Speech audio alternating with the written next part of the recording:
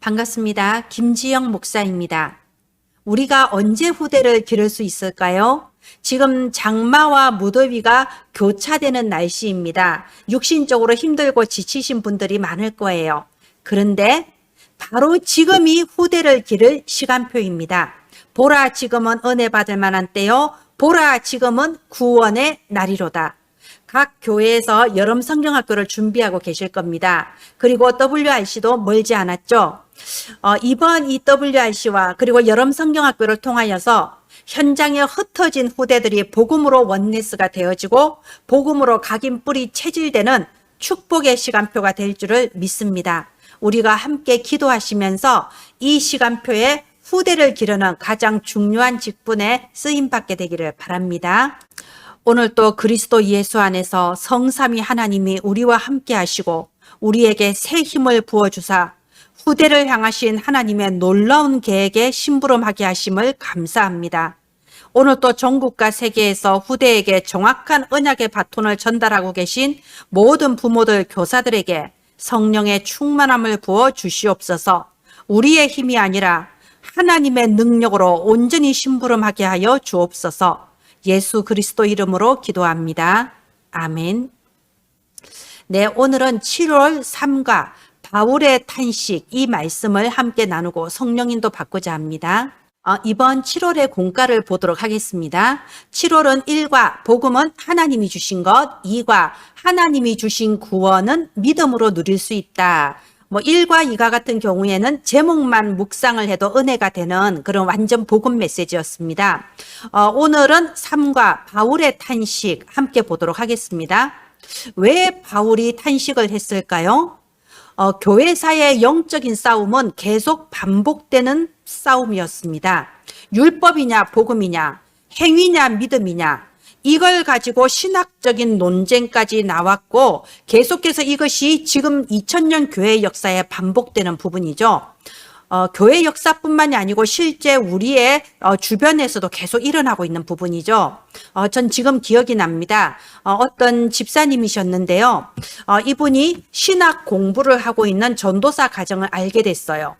이분이 생각하기를 이분이 신학 공부를 할 수 있도록 내가 도와야 되겠다. 이게 하나님의 일이다라고 느낀 거예요. 그래서 자기의 경제를 들여서 계속 그 가정을 도왔습니다. 근데 나중에 아주 안 좋은 결과가 나온 거죠.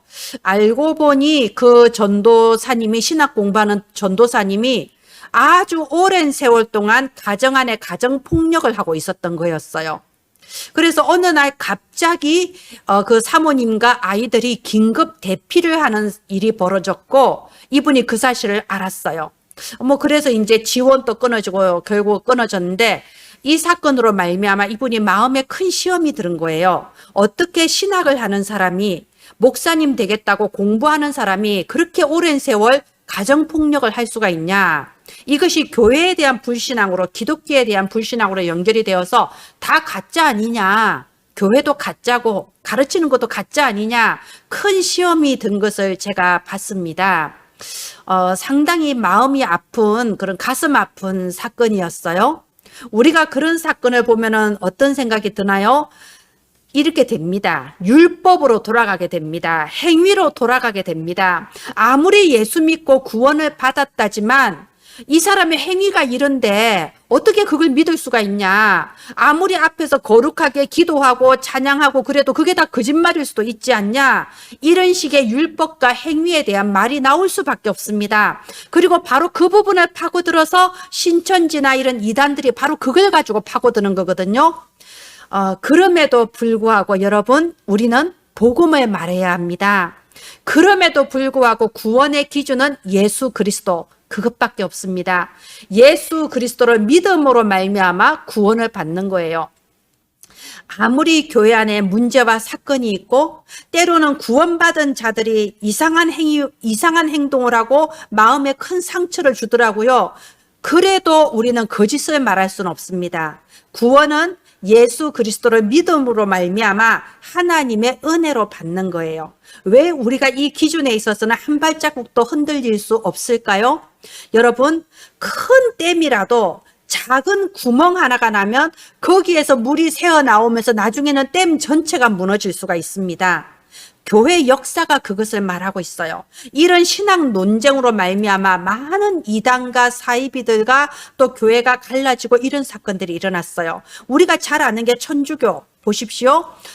천주교가 아무리 믿음으로 은혜로 구원받지만 그래도 우리의 행위도 중요하다. 이것이 점점 발전을 하니까는 나중에는 이 선행이 구원의 기준이 되기까지 하는 거예요. 그래서 종부성사 이런 게 있는 거 아닙니까? 이미 그 죽은 뒤에도 남은 후손이 그 죽은 조상을 위해서 기도하고 헌금하면은 연옥에 있다가 천국으로 갈 수도 있다. 이런 이상한 성경에도 없는 이상한 이런 교리가 생겨버려요. 이게 뭐죠? 작은 거 하나에서 그래도 행위도 따라줘야지.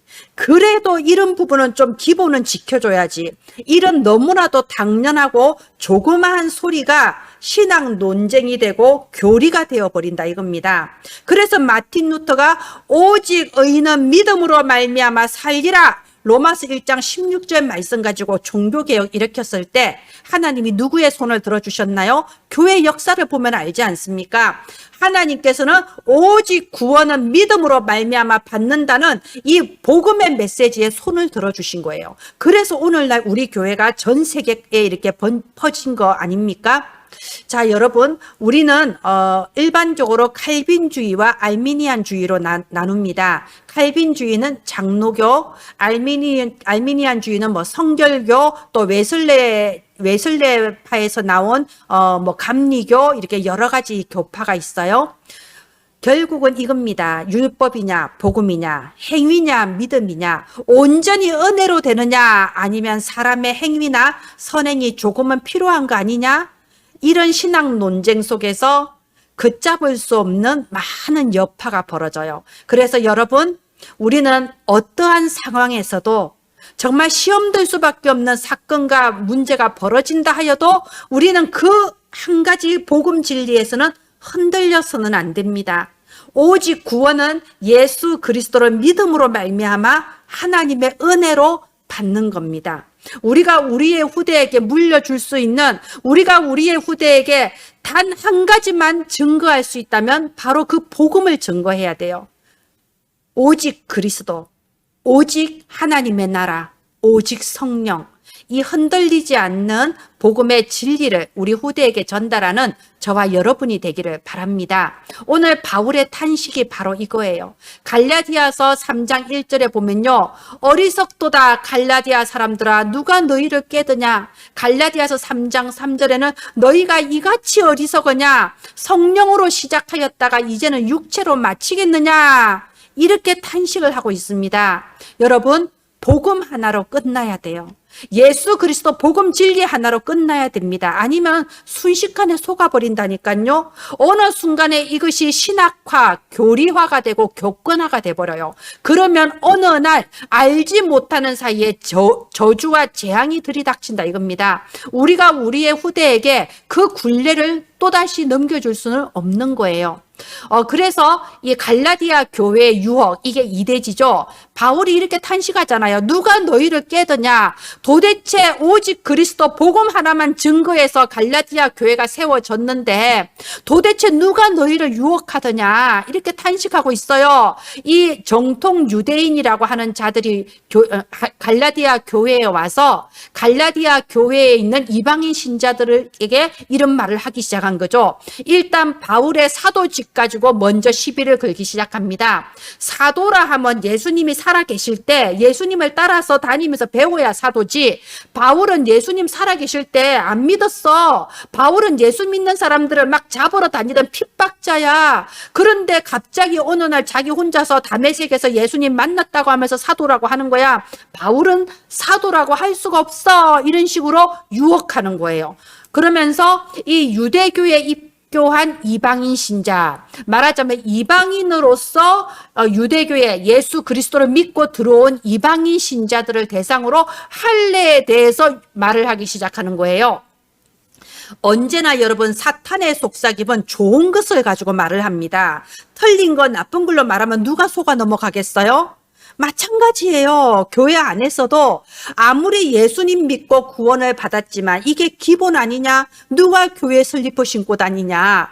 누가 교회 옷을 저렇게 입고 다니냐? 누가 교회 다니면서 술을 마시고 담배를 피우냐? 이러면서 너무나도 옳은 글을 가지고 말을 해요. 그러면은 누구나 거기에 맞아 끄덕끄덕 할 수밖에 없어요. 유혹받을 수밖에 없어요. 그런데 거기서부터 시작돼서 교리화가 되고 그리고 교권화가 되고 저주와 재앙이 들이닥친다니까요. 너희들이 예수님을 믿고 구원을 받지만 그래도 할례는 받아야 된다. 이것이 전통이고 율법이다. 이렇게 유혹을 하기 시작했다 이겁니다.